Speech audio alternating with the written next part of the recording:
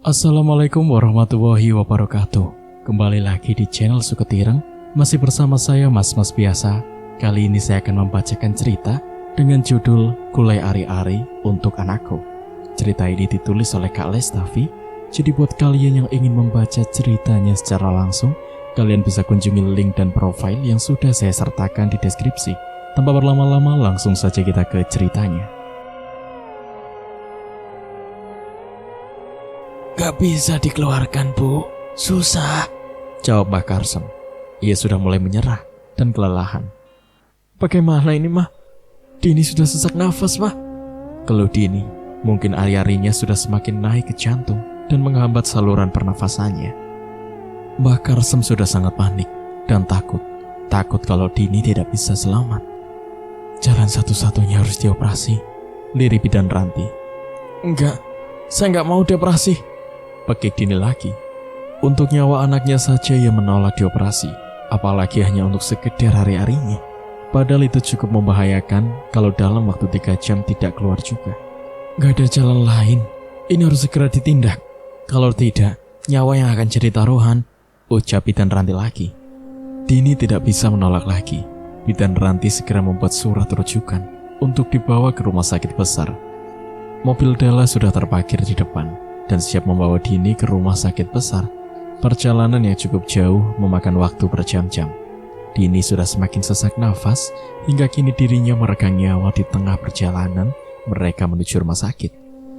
Tidak ada kata-kata terakhir yang diucapkan Dini, hanya teriakan dan jeritan yang menemaninya saat-saat terakhir. Innalillahi wa inna ilaihi raji'un. Dini sudah meninggal, Bu, ucap Bidan Ranti. Gak mungkin anak saya meninggal. Gak mungkin, bentak Della. Seketika ia merasakan sesak di dadanya.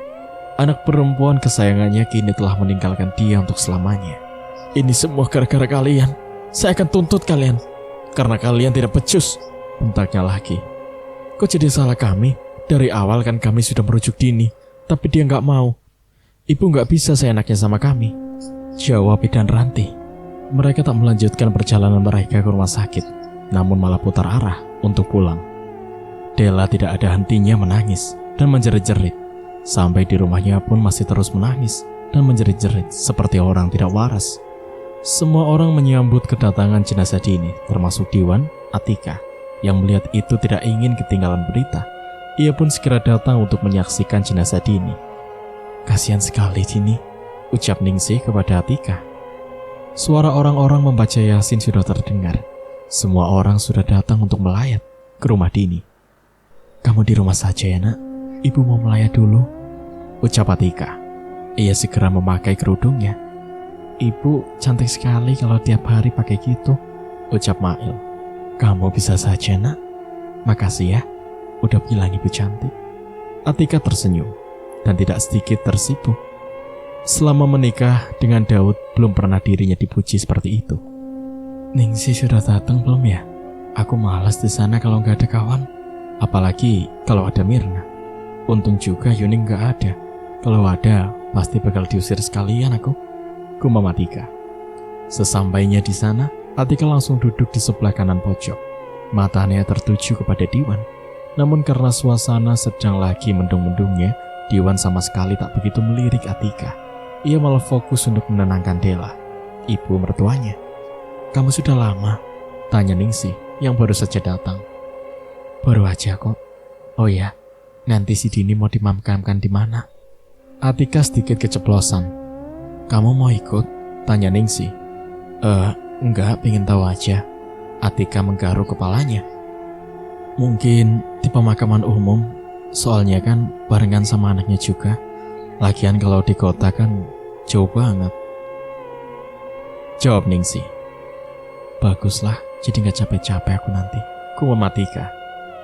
Tidak sengaja Ningsih malah melihat Diwan sedang memperhatikan Atika. Namun Atika tidak sadar. Ti, aku kok melihat ada yang aneh ya, bisik Ningsih. Aneh kenapa? Itu, Diwan senyum-senyum dari tadi ngeliatin kamu. Kamu lagi gak ada main kan sama dia? Bisik Ningsih lagi. Main apa? Kamu ini ngawur, jawab Atika. Bagus deh, Mungkin cuma perasaanku aja kali ya. Kamu terlalu mikir kejauhan. Aku mana seperti itu orangnya. Dia itu punya istri, dan aku gak mau jadi penghuni di rumah tangga mereka. Aku gak menghuni saja, udah dituduh. Bisik Atika lagi. Ia memang tidak ingin menjadi orang ketiga. Ia sempat meminta obat untuk melamar Diwan, namun ia malah gak tega melakukan itu. Baginya Diwan itu laki-laki baik dan harus mendapat wanita terbaik, kalaupun bercerai dengan Yuni. Maaf, aku kan cuma gak mau kamu itu malah ngabulin ucapan Yuni. Ngomong-ngomong, besok Yuni pulang katanya. Terus kalau pulang, aku lebih baik dia gak pulang sekalian. Aku masih gak habis pikir sama dia. Gara-gara dia, aku diceraikan sama suamiku. Aku juga gak habis pikir sih, tapi kayaknya memang dia begitu tidak menyukaimu. Soalnya dulu dia kan pernah suka sama suamimu, ucap Ningsih. Udahlah, itu kan masa lalu. Aku percaya Yuni itu orang baik. Dia cuma suka usil aja, sama mulutnya agak kurang diem dikit. Semua orang sibuk membaca Yasin. Atika dan Ningsih malah sibuk mengobrol. Mereka memang berteman baik, namun jarang sekali bertemu dan mengobrol. Aku gak ikut ke pemakaman kayaknya, Ti. Soalnya ibuku lagi sakit, ucap Ningsih. Aku juga enggak, aku pun kayaknya capek banget, jawab Atika beralasan. Yang benar ia ingin menyiapkan tenaga untuk nanti malam. Tangan Atika sudah geram dan gatal, tidak sabar ingin menjadi kaya raya. Ini adalah tumbal pertamanya, dan ia harus berhasil. Setelah semua berangkat ke pemakaman untuk mengebumikan Dini, Atika memilih kembali ke rumahnya. Namun langkahnya terhenti ketika Diwan memanggilnya. Atika, panggil Diwan. Iya, ada apa ya? Atika jantungan. Aku cuma mau bilang, besok Yuni pulang. Aku mau ke rumah kamu dan menjelaskan semuanya, agar Yuni meminta maaf kepadamu, ucap Diwan. Gak usah, aku udah memaafkan kok. Lagian percuma kamu menyuruhnya, dia gak akan mau mas. Nanti yang ada kalian bertengkar lagi, jawab Atika. Tapi aku gak mau merasa bersalah terus. Kalau perlu kita kumpul. Kamu panggil suamimu dan aku ajak Yuni. Untuk menjelaskannya, aku gak mau Daud sampai berpikiran jelek, Ti. Aku di sini sebagai pengurus masjid. Bagaimana kalau gosip itu menyebar? Jelas Dawin, refleks yang memegang tangan Atika. Apa-apaan ini? Begik Dela, yang baru mau menyusul ke pemakaman juga. Diwan segera melepas pegangan tangannya. Bisa gawat darurat kalau sampai mertuanya ngoceh kesana kemari. Kalian ada main? Begik Dela, matanya melotot bak seperti ingin menelan Atika hidup-hidup. Enggak bu, ibu salah paham. Diwan cuma apa? Cuma ingin mesum di sini. Begik wanita tua bergaya modis itu, matanya sedikit merah dan membengkak karena terus menangis tadi. Astagfirullahaladzim, Diwan gak seperti itu bu. Diwan cuma mau minta maaf sama Atika karena Yuni telah memfitnah kami, jawab Diwan. Penipu, aku akan bilang ke Yuni nanti. Kalian tunggu saja, main-main di belakang anak saya, bentaknya. Terserah ibu sajalah. Gak ibu gak anak sama saja. Sama-sama tukang fitnah, ketus Atika geram. Sebuah tamparan brutal melayang di wajah Atika. Rasanya Atika ingin menangis, tapi ia malu sama Diwan. Begitu perih dan denyut tamparan yang ia rasakan. Cukup bu, kita lagi suasana berduka. Ibu malah nyalain orang. Mending ibu nyusul ke pemakaman, bagi Diwan. Selama ini ia selalu menahan diri jika direndahkan oleh keluarga Yuni. Tapi kali ini ia mencoba melawan. Kamu juga seharusnya menyusul. Ngapain di sini? Ngapain saya di sini? Dini bukan istri saya. Gak ada gunanya saya di sana, jawab Diwan. Seketika wajah Dela berubah dan sedikit malu.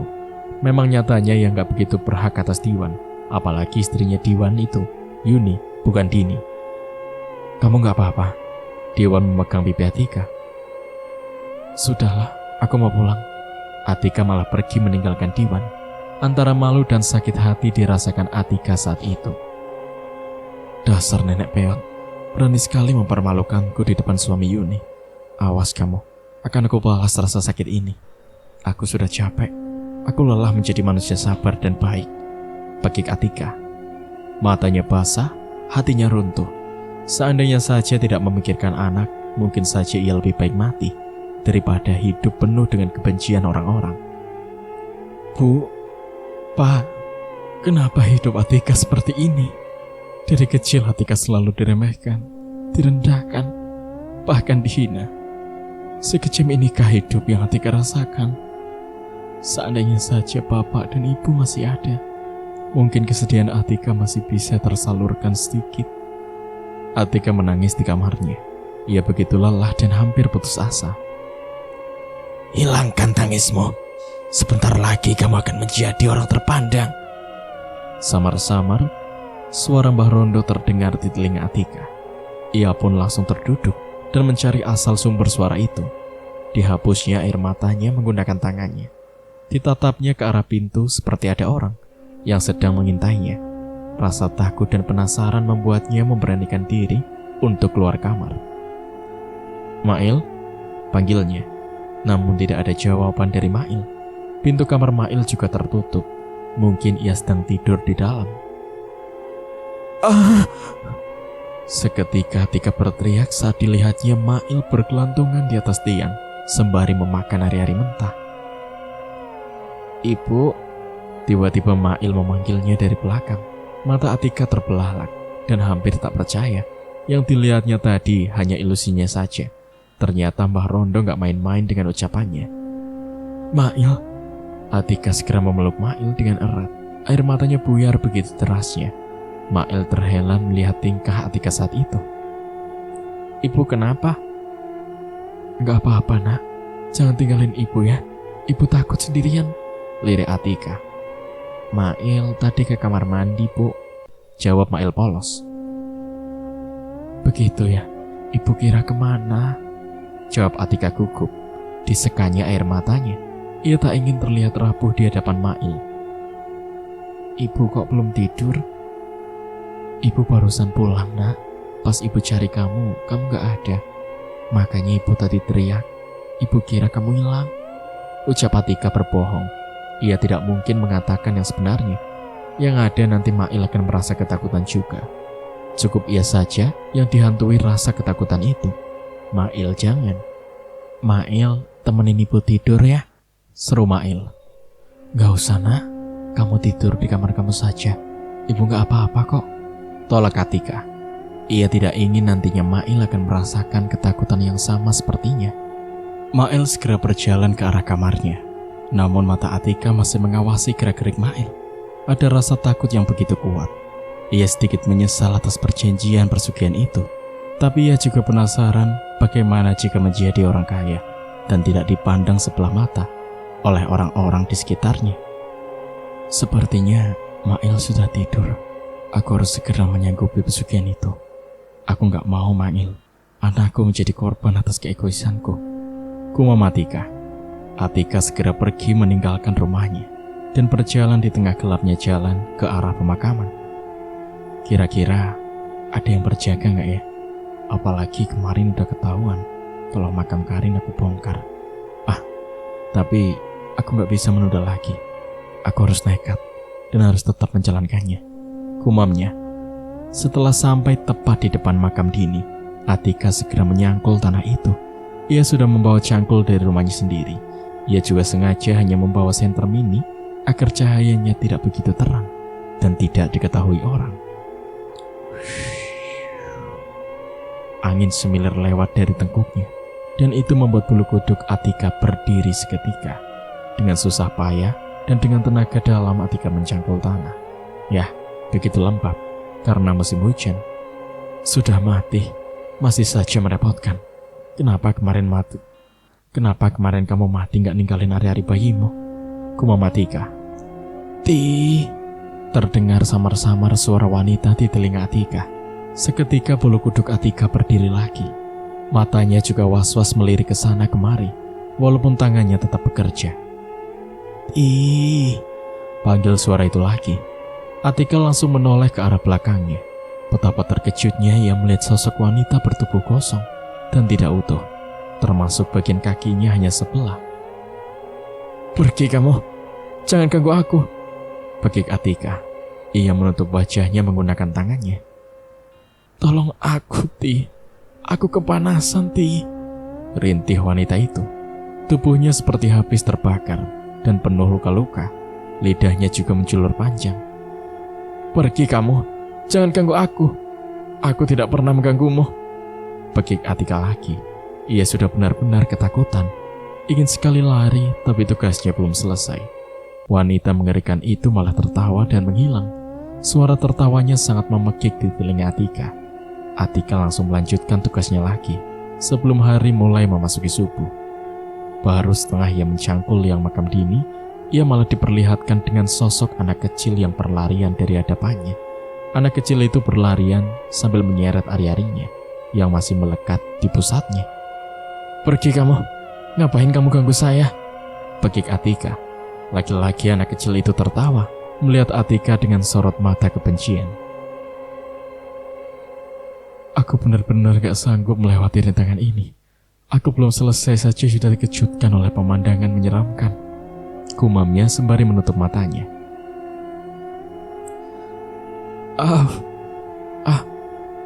Tidak sengaja malah jari-jari kaki Atika tercangkul.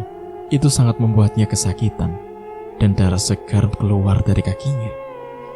Sakit, pekiknya. Ia segera berhenti dan duduk di tanah yang masih setengah ia gali. Aku harus cepat-cepat. Masalah sakit ini nanti saja, ucapnya. Ia pun segera melanjutkan pekerjaannya. Dengan sekuat tenaga ia menggali makam Dini. Hingga akhirnya makam itu terbuka luas. Aku berhasil, serunya. Sakit yang ia rasakan seketika digantikan oleh keberhasilannya. Cepat ambil ari-ari itu, terdengar samar-samar suara Mbah Rondo. Atika segera membuka kain kafan Dini. Ia merobeknya kain kafan Dini menggunakan pisau pelati yang telah diasahnya dari rumah. Ambil ari-ari itu menggunakan mulutmu. Jangan sampai tersentuh oleh tanganmu, ucap Mbah Rondo. Atika terkejut dengan perkataan itu. Kemarin diperjanjikan tidak ada perkataan Mbah Rondo seperti itu. Mengapa sekarang malah jadi lain? Sepertinya ia sudah benar-benar dibodohi oleh Mbah Rondo. Tapi gak apalah. Aku rela melakukan apa saja asal aku bisa kaya. Gumamnya lagi. Ia segera merobek perut Dini menggunakan pisau belati itu. Darah segar muncrat mengenai wajah dan tubuh Atika. Baunya sangat amis dan menyengat. Rasakan Dini, ini balasan untukmu. Andai saja saat ini matamu terbuka, aku akan lebih menyiksamu lebih dari ini. Pekik Atika. Tangannya menyayat tubuh Dini dengan sangat brutal, hingga bagian pinggang Dini terpisah oleh bagian atasnya. Isi organ dalamnya berserak di situ, termasuk ari-arinya. Padahal ia tidak ada kejanggalan ari-ari Dini. Tapi aneh, kenapa nggak bisa keluar semalam pas lahiran? Mungkin itu karma untuknya. Ambil ari-ari itu dan letakkan di bawah tempat tidurmu, bisik Mbah Rondo. Suaranya setengah berbisik, dan suara itu pun seperti manusia yang sudah sangat kehausan. Atika segera memungut ari-ari Dini dengan mulutnya. Awalnya ia ingin muntah rasanya, namun ia tidak begitu menghiraukan. Ia berusaha menahan muntahnya. Dengan mulut masih ada ari-ari bergelantungan. Ia berusaha menutup makam Dini kembali. Tubuh Dini yang sudah tragis dan terpisah dibiarkan begitu saja. Papan yang harusnya menutupinya, ia biarkan berserakan di luar. Ia hanya menutup tubuh Dini menggunakan tanah. Setelah selesai, Atika langsung berlari ke arah rumahnya. Ia juga merasa takut kalau ada orang yang melihatnya. Hujan yang mulai turun mengguyur tubuhnya, hingga membuat darah berceceran di sepanjang jalan. Atika mulai membuka pintu rumahnya dengan sangat hati-hati. Ia takut Mail akan melihatnya. "Ibu," panggil Mail. Baru saja Atika ingin membuka pintu kamarnya. Jantung Atika berdetak sekencang mungkin, ingin menoleh ke belakang namun takut. Setan!" pekik Mail. Mail membanting pintunya dan menutup tubuhnya menggunakan selimut. Atika segera masuk ke dalam kamarnya. Ia letakkan ari-ari itu di bawah kolong tempat tidurnya. Aku yakin Mail pasti melihatku tadi.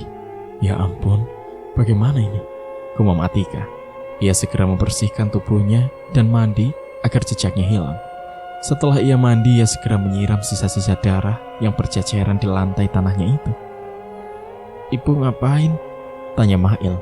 Ia keluar dari kamarnya, mungkin karena mendengar suara guyuran air yang Atika siram ke tanah. "Ini, ibu lagi menyiram kotoran tikus," jawab Atika. Ia berusaha tetap tenang. "Bu, tadi Mail lihat setan, dan setan itu cuma kepala saja. Dia lagi makan daging, Bu. Mail takut," lirih Mail. "Setan?" Atika sedikit bingung. Bukannya tadi yang Mail lihat adalah Atika, ibunya sendiri. Apa maksud Mail? "Iya, Bu. Mail takut. Setan itu masuk kamar ibu," ucap Mail lagi. Atika semakin dibuat bingung oleh ucapan Mail. "Sudah, Nak. Kamu itu mimpi mungkin. Lebih baik kamu tidur lagi. Dan jangan lupa baca doa ya," perintah Atika. Mail tidak menjawab lagi. Ia segera masuk ke dalam kamarnya. Ia berharap ucapan ibunya tadi memang benar. Ia cuma mimpi. Walaupun rasa takut itu belum hilang dari ingatannya. Sedangkan Atika masih menyirami lantainya, hingga tidak ada lagi bau amis dan darah yang tersisa. Rasanya aku lelah sekali. Aku telah berhasil mencari tumbal itu, walaupun kakiku menjadi korban, gumamnya. Ia membalut jari-jari kakinya menggunakan potongan kain bekas. Wajahnya sudah ia bersihkan menggunakan sabun, tapi tetap masih tercium bau amis dan bau darah dini. Sepertinya sangat lengket. Sewaktu Atika ingin merebahkan tubuhnya, ia mendengar suara aneh dari bawah kolong tempat tidurnya, seperti suara seorang sedang mendesah keenakan, sembari menyeruput air. Penasaran besar, Atika membuat matanya melirik ke arah kolong tempat tidurnya. Betapa terkejutnya Atika saat matanya menyaksikan sebuah kepala dengan organ tubuh terbuyar keluar, sudah menyeruput ari-ari dini dengan juluran lidahnya yang begitu panjang. "Aduh, rasanya tulangku remuk semua," lirih Atika saat bangun pagi. Ia membuka pintu depan rumahnya. Matanya tertuju kepada bercak darah yang tercecer di halaman rumahnya. Darah. Mata Atika seketika membulat, menyaksikan darah yang berceceran. Namun sudah sedikit mengering. Warnanya pun sudah hampir memudar karena terkena air hujan tadi malam. Aku harus cepat-cepat menghilangkan darah itu. Malah arahnya mengarah ke rumahku lagi. Untung saja aku melihatnya, gumamnya. Ia segera menaburkan ceceran darah itu menggunakan pasir agar tidak terlihat lagi. "Atika," panggil seorang dari belakang saat ia sudah selesai. Jantungnya berdenyut, ada rasa takut saat ingin menoleh. "Aku mau nempah baju. Katanya kamu pintar menjahit." "Bu Ambar," jawab Atika. Ternyata yang datang Ambar, istri kepala desa. "Gimana? Bisa?" tanya Ambar lagi. "Bisa sih, Bu, tapi..." "Tenang. Bahannya saya yang beli, dan ini DP-nya saya kasih," ucap wanita itu, sembari memberikan sebuah amplop putih berisi uang. "Banyak sekali, Bu. Ini malah lebih," suara Atika. "Gak apa-apa. Menjahit kan butuh tenaga juga," jawab Ambar. "Ayo silahkan, Bu. Kita masuk dulu." "Akan saya ukur dulu. Dan silakan Ibu bilang mau baju seperti apa," ucap Atika. Ia membawa Ambar masuk ke dalam rumahnya. "Ti, aku mau nempah baju dong," ucap tetangga Atika yang lain. Belum selesai melayani Ambar, namun sudah datang lagi yang lain. "Ini DP-nya ya." Wanita itu pergi setelah membayar uang DP dan mengukur baju yang ia minta. "Wah, tumben ada yang menyuruhku menjahit," seru Atika. Ia memang sama sekali tidak sekolah, tapi dulu orang tuanya seorang penjahit juga. Dari kecil ia sudah belajar menjahit dan membuat pakaian. Namun karena keterbatasan dan lelah, ia tidak bisa membuka tempahan baju, sehingga hanya bisa membuka jahit keliling. "Ini banyak sekali," gumamnya. Ia tersenyum luas melihat uang merah-merah di dalam amplop itu. Ia yakin itu semua adalah balasan dari Mbak Rondo untuknya. "Terima kasih, Mbak," gumam Atika. Ia semakin yakin setelah ini ia akan kaya raya. Sementara di rumahnya, Yuni sudah pulang dari rumah sakit. Ia pulang dengan dijemput ibunya, bukan Diwan yang menjemputnya. "Kamu kok gak jemput aku sih, Mas?" tanya Yuni. Ia masih berjalan dengan sangat hati-hati sekali. Ngapain? Sahut Diwan. Kok ngapain? Yuni ini kan istrimu.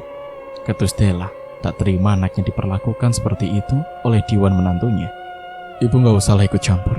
Ibu sadar gak selama ini sudah terlalu membela Yuni. Sampai ibu gak sadar kelakuannya sudah membuat saya malu dan merasa rendah. Jawab Diwan. Kamu berani melawan ibu? Saya bukan melawan, Bu. Saya cuma memberitahu kalau anak ibu ini gak pantas untuk dikasihani. Kamu tahu, gara-gara ulahmu, Atika diceraikan sama suaminya. Bagi Diwan. Atika lagi, jawab Yuni. Segitu bencinya ia kepada Atika, sampai baru mendengar namanya saja, ia sudah menjijikan. Kenapa? Emang iya kan? Aku jadi curiga sama kamu. Jangan-jangan kamu menyukai suami Atika ya? Ucap Diwan. Jaga ucapanmu, Mas. Mana mungkin aku seperti itu? Jawab Yuni lagi. Aku capek hidup denganmu. Kamu gak bisa berubah. Dan kamu itu sifatnya gak bagus. Wanita sepertimu gak pantas hidup bersamaku. Aku malu mempunyai istri sepertimu. Terus kamu mau apa? Bekik Yuni. Aku mau kita pisah. Ucap Diwan. Nadanya begitu yakin saat mengatakan pisah. Mungkin karena sudah muak dengan sifat Yuni. Enggak, Mas. Aku gak mau pisah. Aku baru saja kena musibah. Kamu malah ingin meninggalkanku. Bekik Yuni. Matanya sedikit basah. Della yang tadi paling berisik kini hanya terdiam dan tidak menyangka bahwa Diwan akan berkata seperti itu. Aku sudah memikirkan ini sejak kamu di rumah sakit, Yun. Kamu sadarlah, aku malu, Yun. Di mata Daud, aku ini sudah mengambil istrinya. Aku sama sekali gak melakukan itu, Mas. Atika pasti sudah memfitnahku. Yuni masih menyangkal. Difitnah lagi kamu bilang. Bisa gak kamu itu gak usah membalikkan fakta? Otakmu terbuat dari apa? Hatimu terbuat dari api. Bekik Diwan. Nada bicaranya sudah sangat keras dan tegas, tapi Yuni masih tetap menyangkal, seolah dialah yang di sini yang menjadi korban. Dia mau menceraikanmu karena dia sudah dekat dengan Atika. Semalam sewaktu acara penguburan adikmu, dia malah asik berduaan sama Atika. Ketus Della. Jaga ucapan ibu. Jangan menambah fitnah baru. Ibu sama Yuni sama saja. Terserah kalian mau memfitnah aku apa. Aku sudah nekat untuk menceraikanmu. Tunggas Diwan. Tiba-tiba malah ada yang mengetuk pintu rumah Yuni. Seketika perdebatan mereka terhenti. Ada apa, Jang? Tanya Diwan. Ternyata Ujang, penjaga kuburan yang datang. Itu kejadian aneh lagi, jawab Ujang terbata-bata. Kejadian aneh apa? Diwan mengerutkan keningnya. Kuburan Dini, ada yang membongkarnya, ucap Ujang. Kuburan Dini? Seketika Della tumbang tak sadarkan diri. Ayo kita lihat. Mas, ibu gimana? Ucap Yuni. Kamu urus sendiri. Selama ini kan kamu yang diurus dia. Gantian kamu urus. Diwan langsung mengikuti langkah Ujang. Ternyata sudah ramai orang di sana. Kejadian aneh ini sudah terjadi kedua kalinya. Pertama makam Karin, dan ini makam Dini. Lihat, Wan, papanya di luar semua. Ada jajaran darah di luar yang mengarah ke jalan. Ucap Ujang menjelaskan. Aneh sih ini. Apa nggak sebaiknya kita bongkar saja lagi makamnya? Ucap Diwan.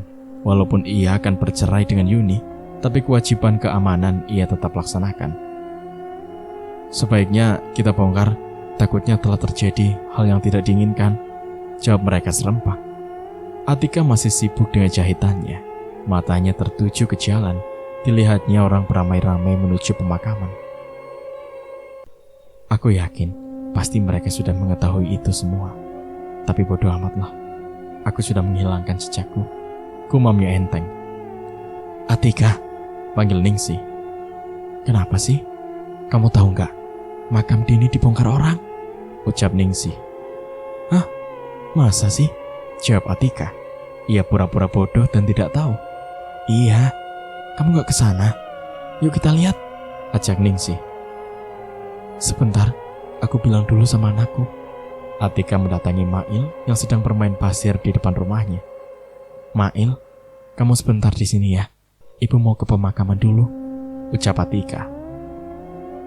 Bu, Ini darah apa? Tanya Mail sembari menunjukkan pasir yang ada jajaran darahnya. Kok bisa Mail malah mengorek pasir itu? Atika bengong. Sudahlah, nanti saja itu, ucap Ningsih. Ya sudah, ayo. Atika ditarik paksa oleh Ningsih. Kakimu kenapa, Ti? Tanya Ningsih di tengah jalan saat melihat jari kaki Atika terbungkus kain. Ini, nggak apa-apa.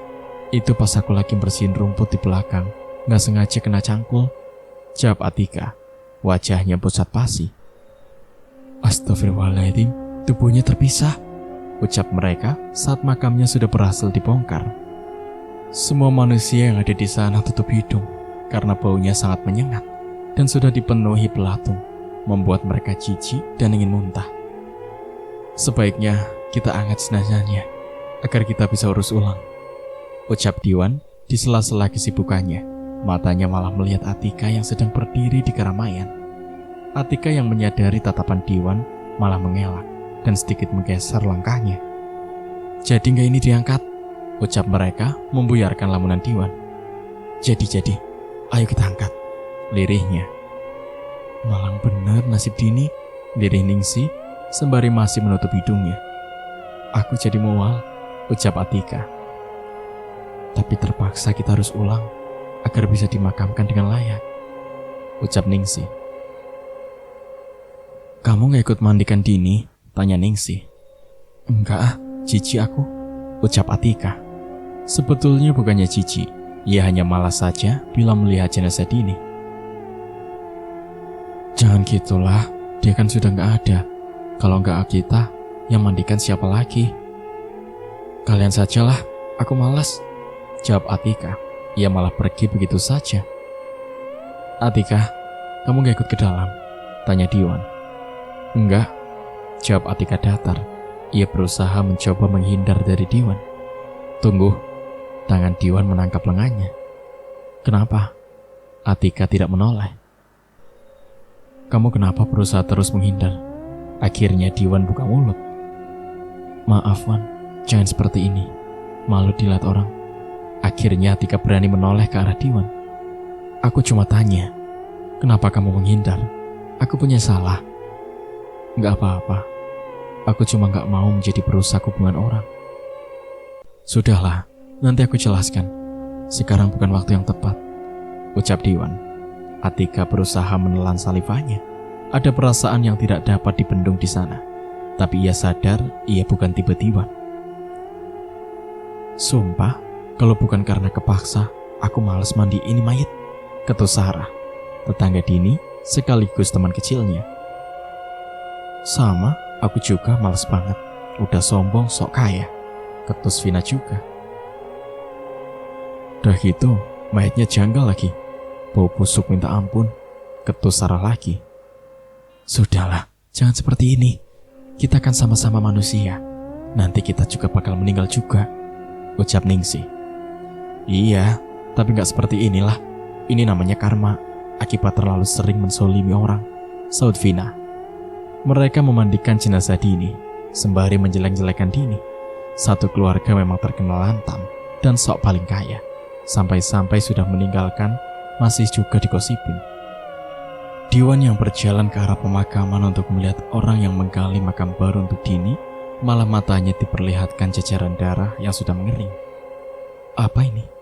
Mata Diwan membulat dan keningnya berkerut. Darah, gumamnya.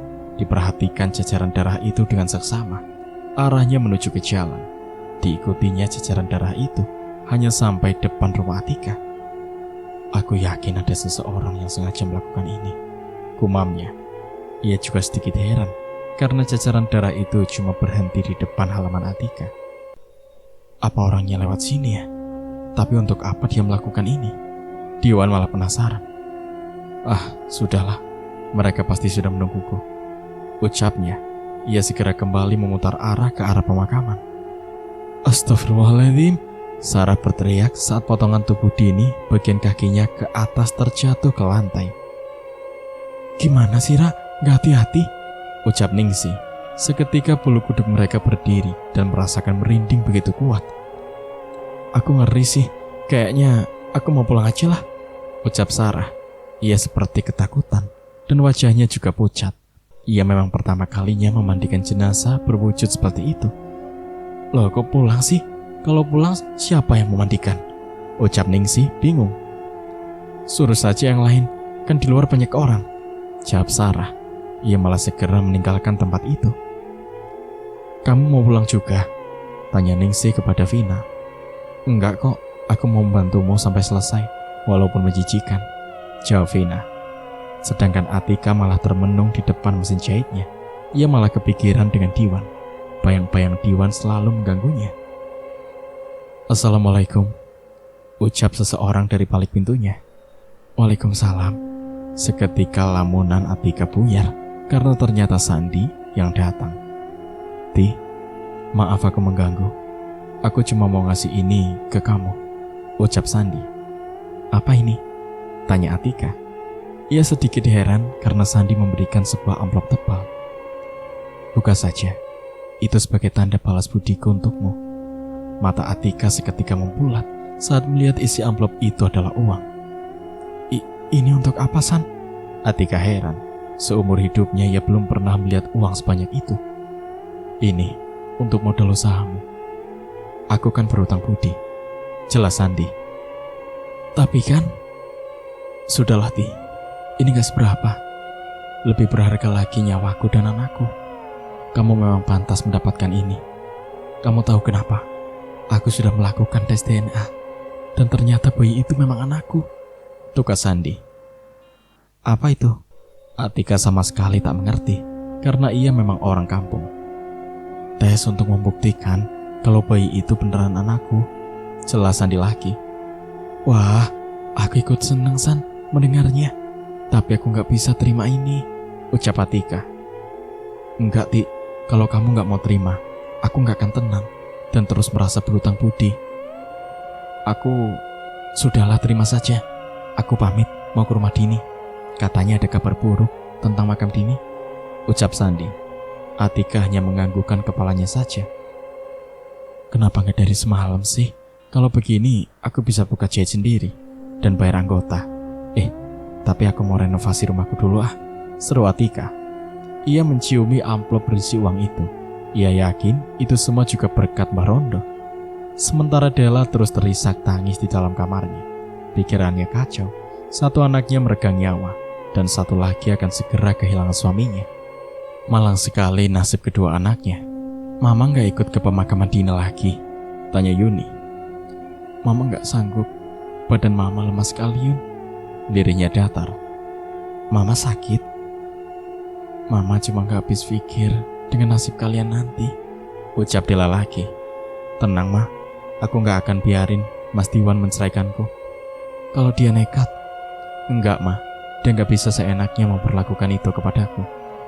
Pekik Yuni lagi. Mama yakin dia ada main dengan Atika, lirih Della. Kalau sampai itu terjadi, aku gak akan biarkan mereka bahagia Ma. Lagian Mas Diwan, mana mau sama Atika, miskin gitu, ucap Yuni sombong. Sementara orang-orang tengah sibuk mengurus jenazah Dini, mereka semua berharap kejadian itu tak terulang kembali. Sementara Diwan masih terngiang-ngiang jajaran darah tadi.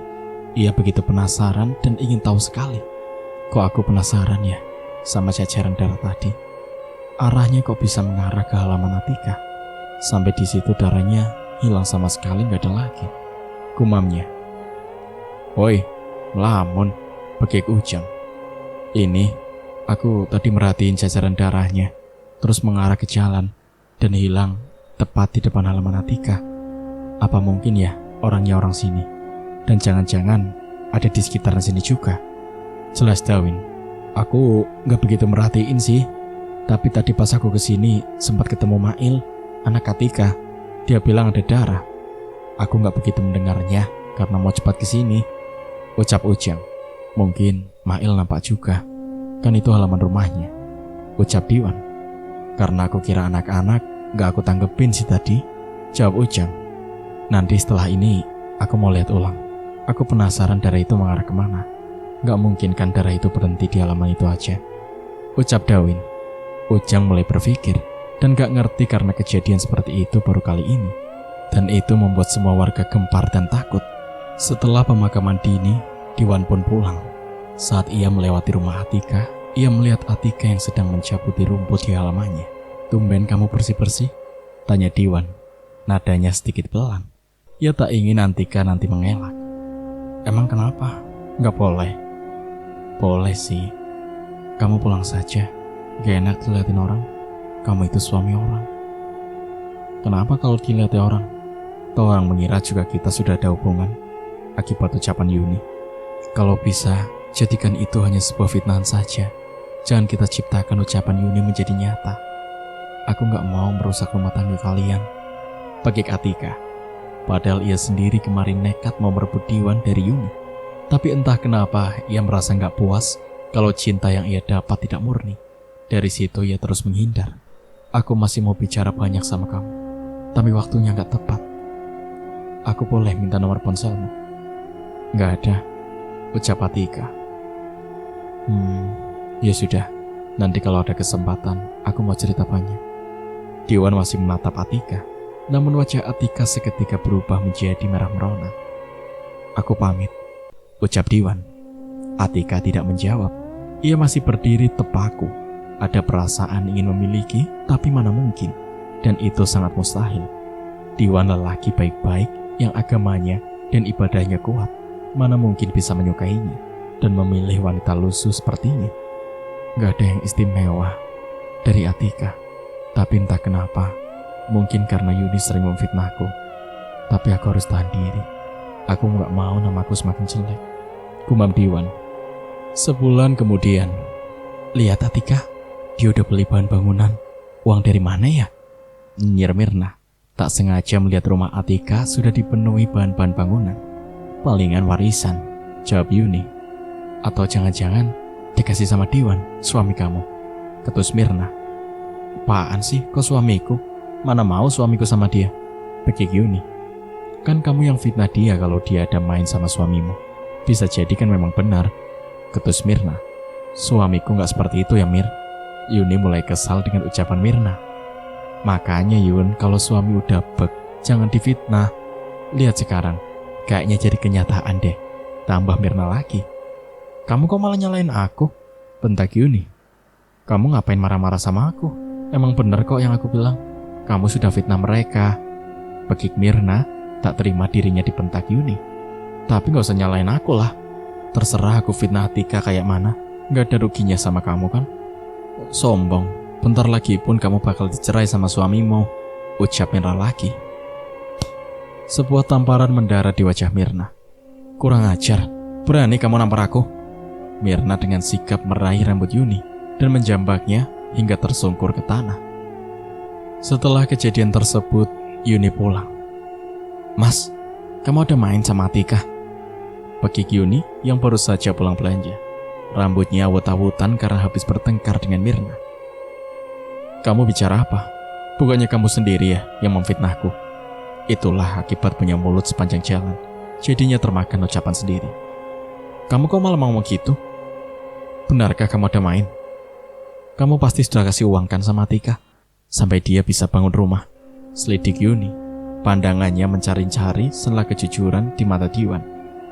"Ngapain aku kasih uang ke dia? Dia bukan siapa-siapa aku. Aku memang menyukainya, tapi aku gak berhak atas hidupnya, karena aku bukan siapa-siapanya," tukas Diwan. Seketika hati Yuni runtuh saat mendengar Diwan mengatakan suka kepada Atika. "Keterlaluan kamu Mas. Kamu berani ngungkapin suka kepada Atika di depanku. Kenapa? Bukannya ini yang kamu mau? Aku akan segera urus perceraian kita. Akan kukumpulkan saksi dan meminta mereka tanda tangan. Kita bercerai secara kampung," ucap Diwan. "Enggak Mas, aku gak mau bercerai. Aku sayang sama kamu Mas." Yuni berlutut di kaki Diwan, namun Diwan tidak menghiraukannya. "Kamu gak bisa seenaknya menceraikan Yuni. Kamu gak sadar selama ini kehidupanmu bisa enak. Itu karena menikah dengan Yuni." Tiba-tiba Della menyaut. "Terserah ibu mau bilang apa," ketus Diwan. Ia malah melenggang pergi dari rumah. "Mah, aku gak mau bercerai mah. Aku sayang sama Mas Diwan," ucap Yuni. Matanya basah dan sembab akibat menangis. Sedangkan usaha Atika semakin hari semakin maju. Bahkan orang di kampung sebelah juga berdatangan ke rumahnya untuk menempah baju. Aku mau kamarnya dibuat khusus ya, khusus kamar pribadi, ucap Atika kepada salah satu tukang yang merenovasi rumahnya. Baik Bu Atika, saya akan bilang ke tukang yang lain. Sepertinya setelah ini aku butuh pegawai banyak dan aku akan buat butik besar di kota. Karena kalau aku buka di sini nggak akan begitu jalan, ucapnya. Wah, hebat kamu Atika, kamu sudah sukses sekarang, ucap Sandi. Sandi sekarang telah berteman baik kepada Atika. Bahkan ia juga memodali Atika untuk membangun rumahnya. Ini semua berkat kamu, San. Aku bisa apa tanpa kamu? Jawab Atika. Kamu gak kepikiran buat menikah lagi? Tiba-tiba Sandi bertanya ke arah pribadi. Enggak lah San, aku belum kepikiran. Mana ada laki-laki yang mau sama aku? Atika tergelak dalam tawanya. Kalau ada yang mau, kamu mau? Maksud kamu? Atika tercengang. Iya, maksud aku kalau ada yang mau, apa kamu mau menikah lagi? Aku belum kepikiran ke situ, San. Aku mau fokus ke usahaku dulu, jawab Atika. Seketika wajah Sandi berubah dan seperti ada sesuatu yang ingin disampaikannya. Mana bisa aku menikah? Kalau aku menikah, yang ada pesugihanku akan ketahuan, gumam Atika dalam hati. Atika, kok tiba-tiba sudah bangun rumah saja? Uang dari mana? Ketus Marni, ibunya Karin. Pertanyaannya aneh. Uang dari mana? Emangnya uang ibu yang saya pakai? Bagi Atika. Uang dari pesugihan paling, ketusnya. Hati-hati kalau bicara Bu, sudah tua gak bisa jaga ucapannya, bagi Atika. Wanita tua itu langsung melenggang pergi tanpa berdosa. Malam Jumat Kliwon sudah dekat, sedangkan tumbal untuk kesekian kalinya belum ada. Atika sedikit kebingungan. Ia tak tahu lagi harus mencari tumbal kemana. Sedangkan orang hamil tua sudah jarang. Di kampungnya juga tinggal beberapa orang lagi, yang salah satunya adalah Mirna. Gimana ini? Mbak Rondo pasti marah kalau aku belum nemu tumbal hari-hari itu, ucap Atika. Atika terdiam dan merenung bagaimana nasibnya kalau sampai malam Jumat Kliwon hari-hari itu tidak ada. Bisa-bisa ia kembali miskin. Kebaikan Sandi pasti akan runtuh lama-lama. Bu, tadi Mail masuk kamar ibu. Kok di bawah tempat tidur ibu banyak darah kering dan banyak ulat kecil? Tanya Mail. Jantung Atika serasa ingin loncat mendengar pertanyaan Mail. Selama ini ia memang tidak membersihkan bawah tempat tidurnya, karena itu memang permintaan Mbak Rondo. Kamu lancang sekali masuk-masuk ke kamar ibu. Ibu ingatkan, mulai sekarang kamu gak boleh masuk kamar ibu, bentak Atika. Mail menunduk dan pergi dari hadapan Atika, ibunya. Kehidupan yang sudah terbilang lumayan mewah tidak membuat Mail bahagia. Ia malah lebih sering sendiri, sedangkan Atika lebih sibuk dengan usahanya. Di rumah sudah ada 3 karyawan, sengaja ia pekerjakan untuk membangun usahanya. Bu, saya mau pamit pulang, ucap Dara, salah satu karyawan Atika yang sedang hamil besar. Kan tugasmu belum selesai, ucap Atika. Perut saya mules Bu, saya mau lahiran sepertinya, rintih Dara. Ia menyengir kesakitan. Kamu mau lahiran? Sontak mata Atika membulat. Iya Bu, kalau boleh saya juga mau pinjam uang. Boleh, ini uangnya. Tapi saya boleh tahu rumah kamu di mana? Di seberang sana Bu, nanti tanya saja rumah Dara. Semua orang tahu, ucap Dara. Atika tersenyum lebar saat sudah mengetahui alamat Dara. Lumayan, gak perlu capek-capek mencari lebih jauh, gumamnya. Tolong aku, Ti. Samar-samar terdengar suara arangan wanita meminta tolong. Atika yang memang belum bisa tidur seketika terperanjat.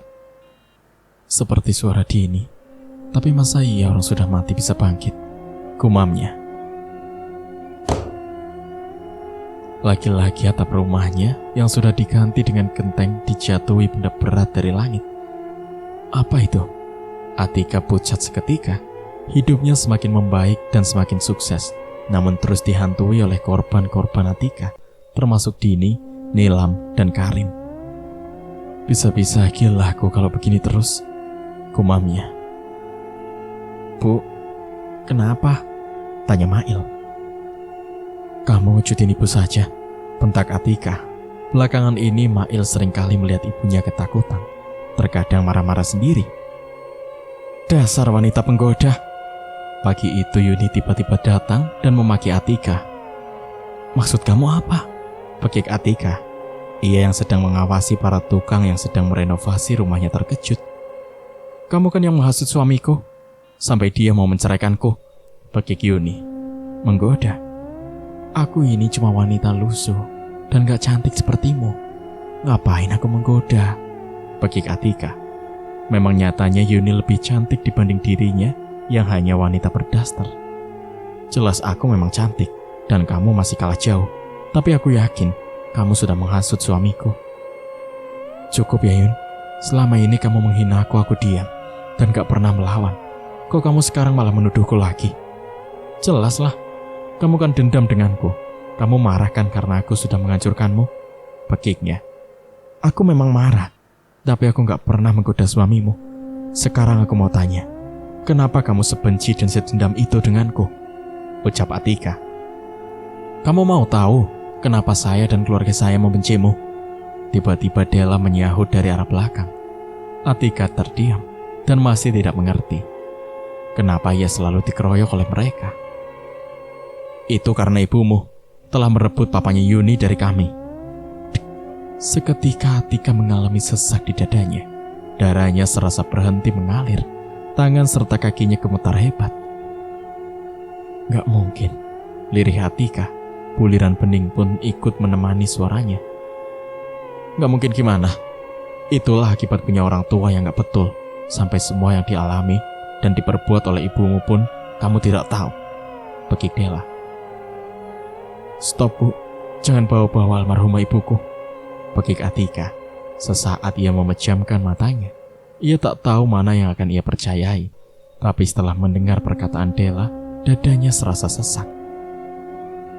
Ibu dan anak sama-sama saja, sama-sama penggoda. Pekik Yuni. Ia pun meludahi wajah Atika. Belum puas, Della juga menarik rambut Atika dan mengguntingnya. Stop, aku gak menggoda suamimu Yun. Tolong jangan giniin aku. Lirih Atika. Semua mata karyawannya menatap ke arah mereka. Tidak ada yang berani membela Atika. Aku yakin Bu, ini dia bisa kaya karena warisan dari mendiang papa.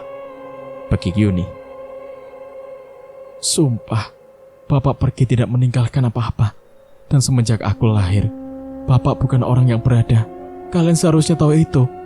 Jawab Atika. Aku tahu itu. Karena semenjak dia bersama ibumu yang berebut itu, dia gak punya apa-apa. Pekik Della. Memang nyatanya mantan suaminya itu pergi tidak membawa harta sepeser pun. Selama ini Della memang diam. Karena memang ia malas berdebat. Namun melihat rumah tangga anaknya hampir di ujung tanduk, ia mulai buka suara. Sudah lama, gak perlu kita kotori terlalu jauh tangan kita. Lihat sekarang, dia sudah jelek. Jadi, Diwan mana mau dengannya? Yuni tertawa dan puas. Apa kalian lihat saya? Bentak Atika. Semua karyawannya langsung melanjutkan pekerjaannya. Semua isi kamar Atika ia hempaskan, termasuk kaca yang lengket di dinding kamarnya. Orang seperti mereka gak pantas menghinaku. Aku sudah terlalu diam dan mengalah. Pekiknya, entah apa yang sedang ia bisikkan di hatinya. Intinya ia ingin segera menghancurkan Yuni. Aku gak percaya ucapan mereka. Mereka bisa melakukan apa saja demi menghancurkanku. Carilah tumbal lebih banyak, agar kamu bisa membalaskan dendammu. Samar-samar terdengar suara Mbah Rondo. Tanpa kau minta pun aku sudah menyiapkannya, Mbah. Lirih Atika. Ras, kamu tahu di mana rumah Dara? Tanya Atika kepada Rasti, salah satu karyawannya. Tahu Bu, di seberang sana. Jawab Rasti. Nanti kamu antar saya ke sana ya. Untuk apa Bu? Tanya Rasti bingung. Ada perlu. Apa dia sudah lahiran? Belum sih Bu. Tadi katanya masih sakit-sakit. Tapi gak tahu kalau sekarang. Kayaknya sudah. Jawab Rasti lagi. Baguslah. Jadi nanti setelah pekerjaanmu selesai, kamu antar saya. Atika tampak tidak sabar, ingin segera mencari mangsanya. agar kekayaannya semakin melimpah. Dendam yang tadinya sempat ingin ia lupakan kepada Yuni dan keluarganya kini kembali bergelayut di pikirannya. Aku gak peduli kamu itu anak dari bapakku. Yang aku tahu, kamu sudah menghina serta menghancurkan keluarga aku. Dan tunggu saja pembalasanku untukmu. Untuk kamu, Mas Daud, tunggu pembalasanku juga. Ku Matika. Bu, ada yang mencari ibu, ucap Rasti. Siapa? Tanya Atika. Kurang tahu. Atika langsung ke depan menemui orang itu. Tampak seorang pria berdiri di depannya. Mas, kamu ngapain kesini? Atika tampak berdiri di belakangnya dan merasa sedikit tidak nyaman karena Diwan datang pas jam kerja karyawannya. Aku mau bicara. Diwan langsung menarik lengan Atika dan membawanya ke belakang rumah. Mas, apaan sih? Begik Atika. Ia berusaha melepas lengannya dari genggaman Diwan. Kenapa? Diwan menatap dalam mata Atika. Lagi-lagi Atika menundukkan pandangannya. Ia tidak ingin menciptakan fitnah baru. Kamu mau ngelak lagi dari aku? Aku sudah gak bisa memendam ini, Ti. Aku menyukaimu. Begik Diwan. Seketika jantung Atika ingin loncat dari sana. Ia tak menyangka ternyata Diwan benar-benar menyukainya juga. Darahnya seperti berhenti mengalir, bibirnya keluh, dan seluruh tubuhnya kaku mendengar kejujuran Diwan. Mas, Atika menghentikan ucapannya. Aku tahu kalau kamu juga menyukaiku, selidik Diwan. Matanya menatap tajam ke arah Atika, mencari-cari sudut kejujuran. Itu kan suami Mbak Yuni, bisik salah satu karyawan Atika. Kamu yakin itu suami orang? Tanya Rasti. Rupanya mereka sedang mengintip dari sudut rumah Atika. Ternyata benar Bu Atika perusak rumah tangga orang, ucap mereka lagi. Aku gak bisa, Mas. Aku gak menyukaimu, jawab Atika. Entah jujur atau tidak ucapan Atika, namun Diwan tidak mempercayai itu. Kamu berbohong, tatap aku, Ti. Katakan kalau kamu tidak menyukaiku. Mas, sudahlah. Suka atau tidak, kamu gak berhak atas ini. Aku gak bisa jawab ini sekarang. Kalau memang kita berjodoh, aku ingin berjodoh secara baik-baik, dan bukan secara menusuk seperti ini, tungkas Atika. Ia pun segera meninggalkan Diwan. Tak sengaja matanya melihat Rasti dan karyawan yang sedang mengintip ia dan Diwan. Ngapain kalian? Mata Atika tampak menatap mereka dengan tajam. Maaf, Bu, ucap Rasti. Mereka langsung ketakutan masuk ke dalam. Kuperingatkan sama kalian, jangan sekali-kali kalian mencampuri urusan saya. Kalau kalian masih mau bekerja di sini, begik Atika. Baik, Bu, ucap Rasti dan temannya, Santi. Atika nampak bingung. Ia memang masih mencintai Diwan, namun ia juga tidak mau menusuk Yuni dari belakang. Yuni memang jahat, namun membenarkan perselingkuhan bukanlah jalan yang ia pilih. Ia akan menunggu sampai Diwan benar-benar menceraikan Yuni. Dengan begitu, namanya tetap bersih dan tinggal mencari cara untuk membalaskan dendamnya. Mail tampak semangat menjalani sekolahnya. Semenjak Atika punya uang banyak, ia juga memasukkan Mail les. Namun ada satu keinginan Mail yang tidak ia izinkan, yaitu mengaji.